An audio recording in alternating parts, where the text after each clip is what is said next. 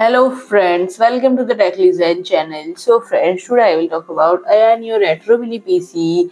So friend, AYANEO updates AM01 PC to newer Ryzen CPU, and friend, the AM01 was already available with Ryzen 3 3200U Zen 1 and Ryzen 5 5700U Zen 2 processors. Neither was new at the time of the release, and users demanding more performance had to seek other options, and the system will be available with 8-core Ryzen 7 5800U, which is based on the newer Gen 3 architecture. And friend, like most U series CPU, its design is operating within 10 to 25 watt power envelope, but the company confirmed that it will operate at 35 watt TDP, so it has been tweaked for even more performance.